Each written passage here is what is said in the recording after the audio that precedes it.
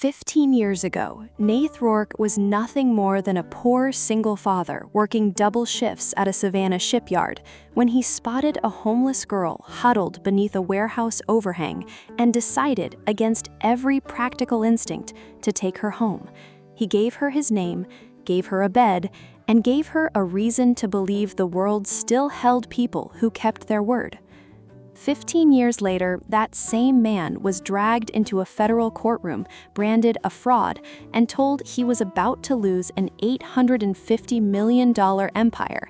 But when the doors of that courtroom finally swung open, the little girl from that storm-soaked night walked in wearing a lawyer's suit. The rain had turned the Savannah docks into a sheet of black glass that night. Nate had just finished a double shift, the smell of diesel and salt clinging to his jacket like a second skin. He was 32 then, a widower with grease permanently worked into his knuckles, and he wanted nothing more than to get home to his son Dean, who was waiting up past his bedtime. Walking past the old shipping warehouse with his collar turned against the wind, Nate saw her, a girl, maybe 9 years old, sat curled against the loading dock wall, knees pulled to her chest, a broken pocket watch clutched in her small fist like the last thing she owned in the world. Her shoes had holes at the toes. She watched the passing strangers with the guarded stillness of a child who had learned that hoping for help usually cost more than it gave. Nate didn't act on impulse. He knew a grown man approaching a lost child in the dark could frighten her worse than the cold, so he crouched a few paces away and asked her name in the same low voice he used to calm Dean from nightmares.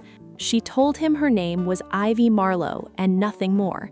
He called the police from a corner payphone, insisted on child services, wanted everything done in the light, but he didn't leave. He bought her warm soup from an all-night diner and a cheap coat from a corner shop, setting both beside her without a word. She studied them like they might be a trick. Then she asked the question that would stay lodged in his heart forever.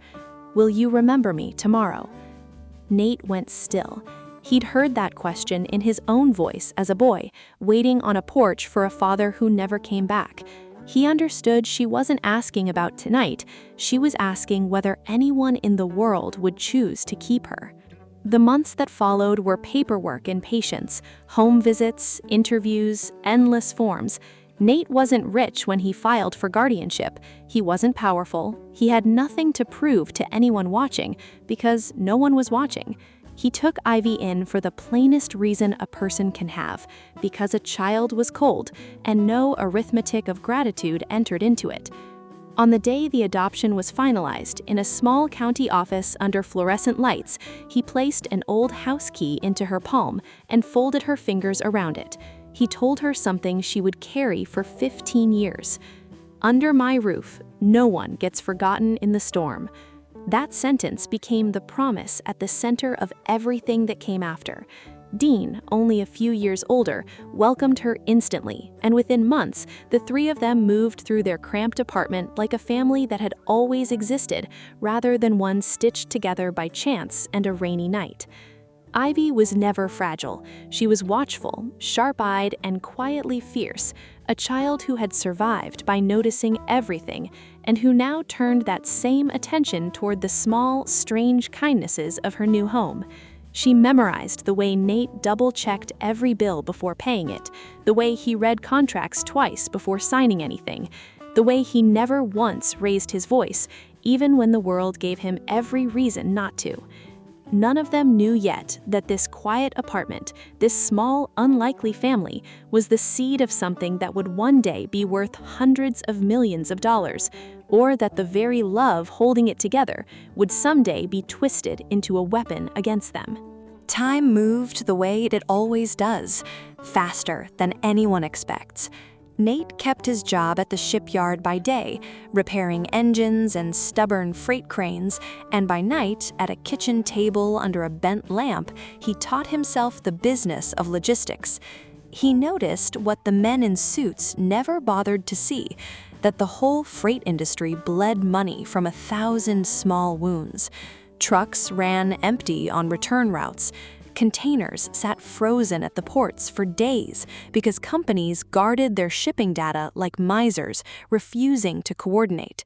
Nate had lived inside those wounds his entire life, and slowly, container by container, he began to imagine how a man might stitch them closed. From a leased garage with a leaking roof, he founded Rourke Coastal Freight, with 3 second-hand trucks and a crude tracking ledger that Dean and Ivy helped him refine once they were old enough to sit at a keyboard. What Nate had that his competitors lacked couldn't be bought at any price. He understood the drivers, the dockhands, the mechanics, because he had been every one of them.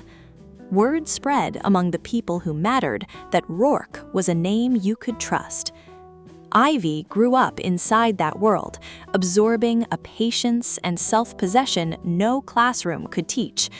She appeared in those years as a series of small, sharp moments. A teenage girl sitting in the oily garage light, reading a battered book on contract law, asking her father why poor people always seemed to lose the moment they failed to understand the fine print.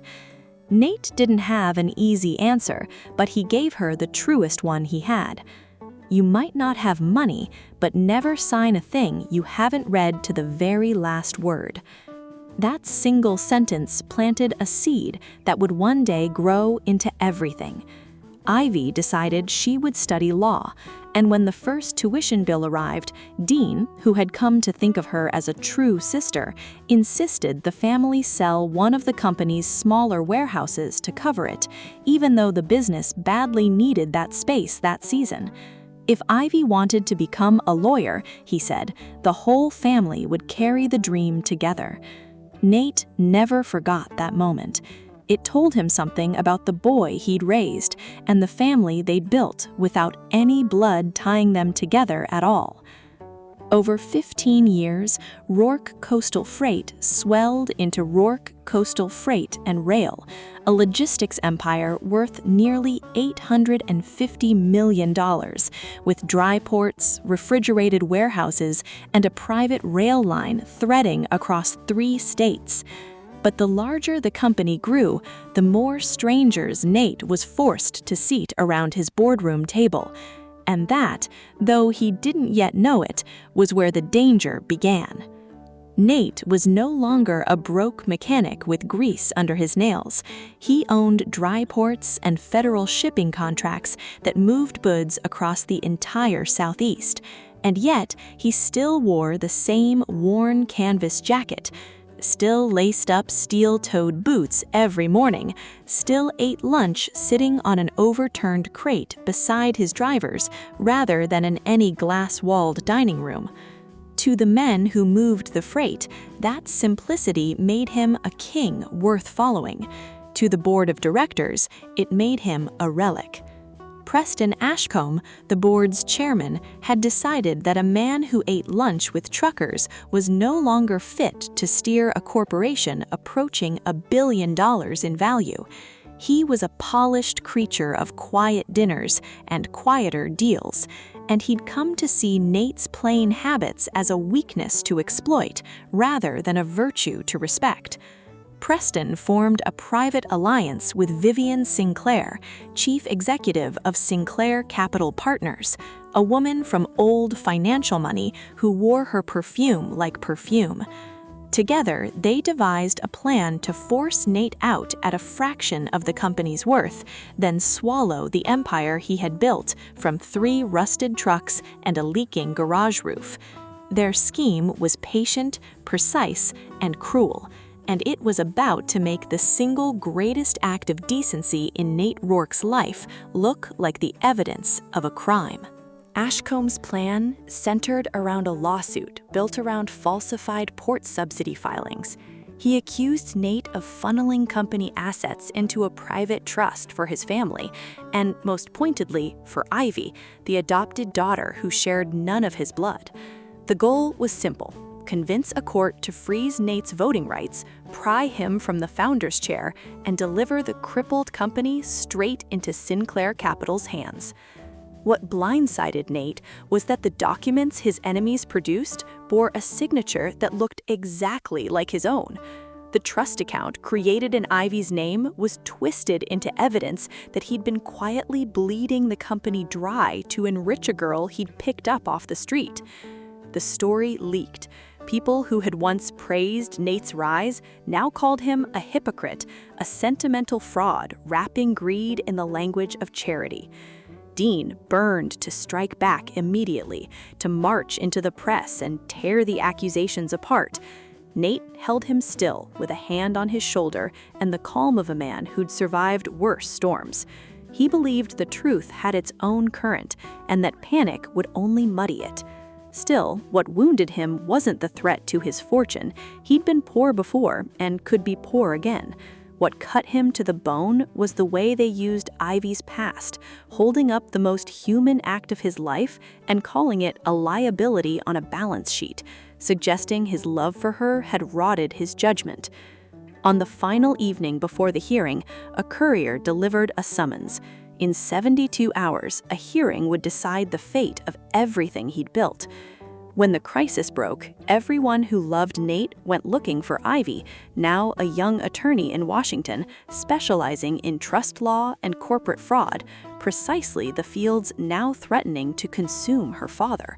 She was, by any measure, the one person alive most equipped to defend him.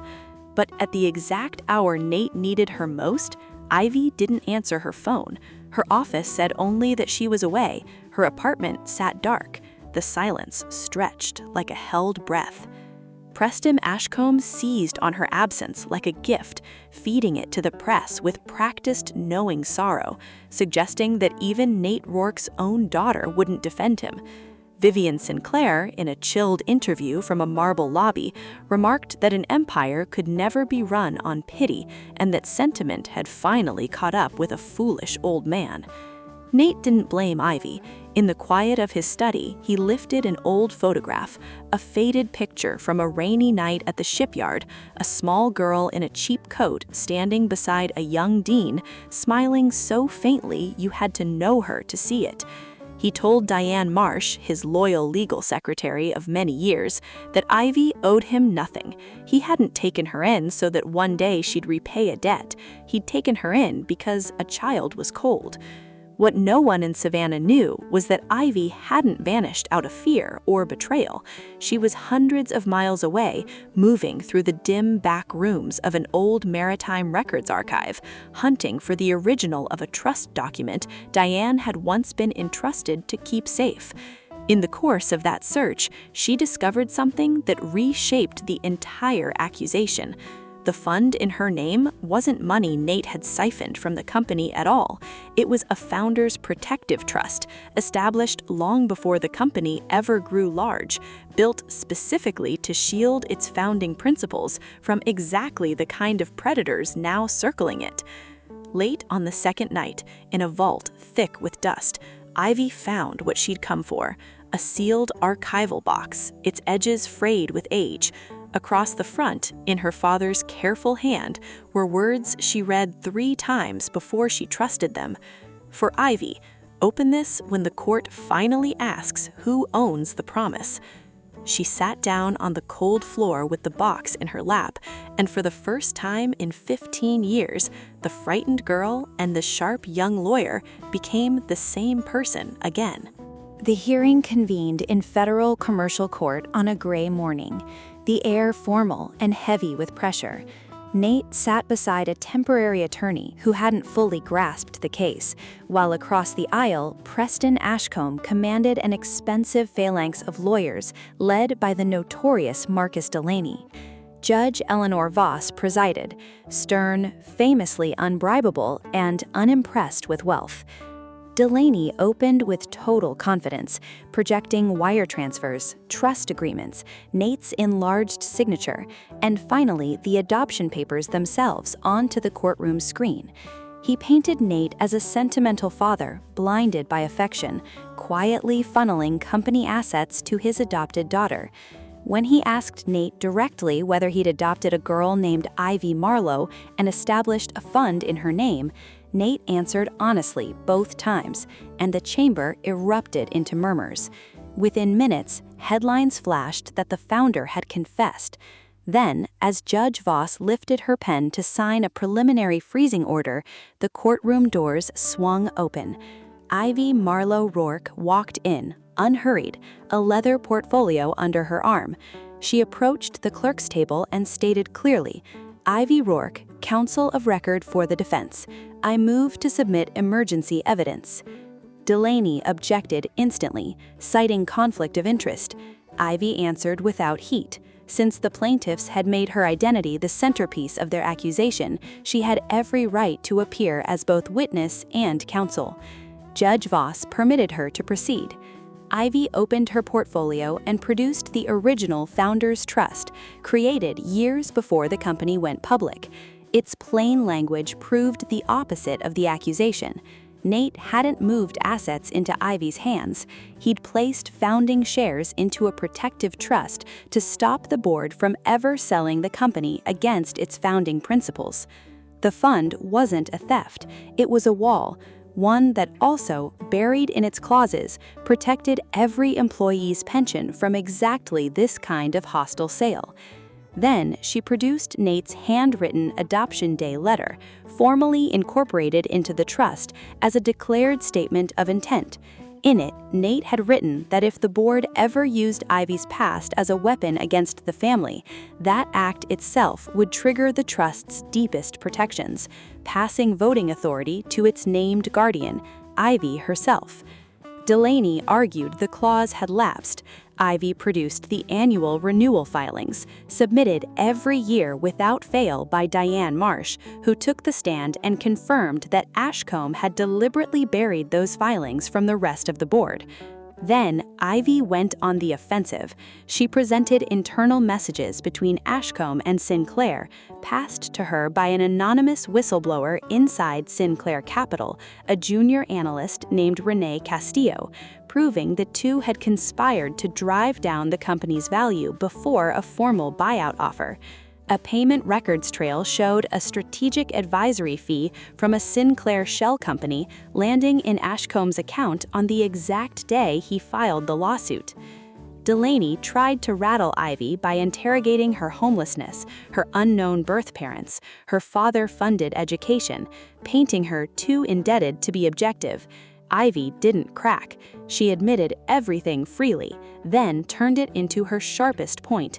A debt is repaid to be free of it. A promise is kept because of who you choose to be. Then came the final blow. Ivy revealed that Vivian Sinclair tried to bribe her into silence, a partnership offer in exchange for simply not appearing in court. She played the recording aloud. "We don't need your betrayal, we only need your silence." The room went cold with recognition.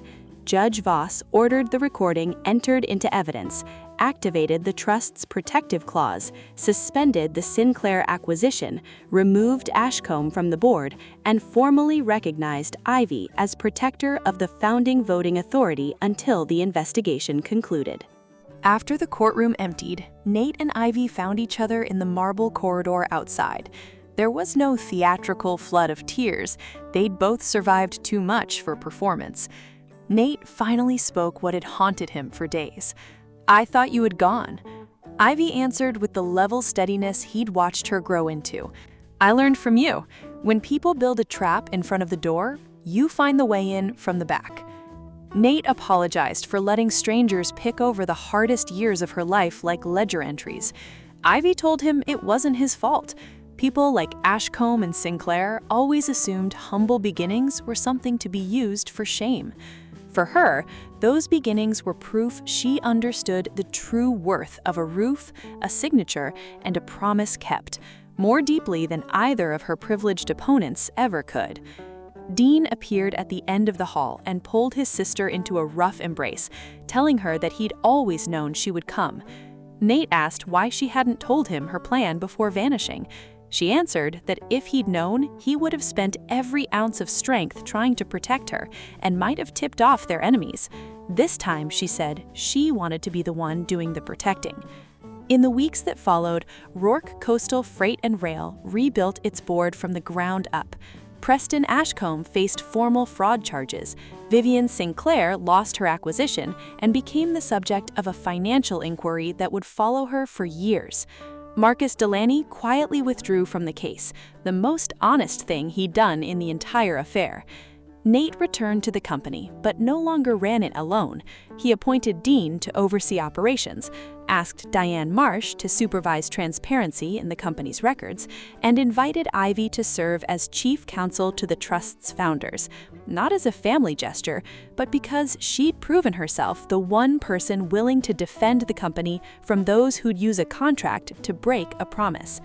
Ivy accepted on one condition: she would answer to the truth and nothing else. Nate gathered the entire company at the same harbor pier where he'd once worked as a young mechanic with grease under his nails. He told them the story of a rainy night many years before, not to display his own kindness, but to remind every driver, engineer, and office worker standing there that the company had been built on one unbreakable principle: no person would ever be left behind for lacking power, money, or a familiar name. On an ordinary morning, with the water bright and gulls wheeling overhead, Ivy came to stand beside her father at the pier and pressed something small and cold into his palm, the old house key he'd given her 15 years before. "You gave me a key when I had no home. Today, I'm only giving you back the key to the empire you built." Nate turned the worn metal over in his fingers, then slipped it into the pocket of the same canvas jacket he'd worn through every season of his life, from the docks to the boardroom and back again. The $850 million empire was safe, but far more than that, the promise he'd made beneath a storm-soaked warehouse overhang all those years ago remained exactly as whole and unbroken as the day he first spoke it.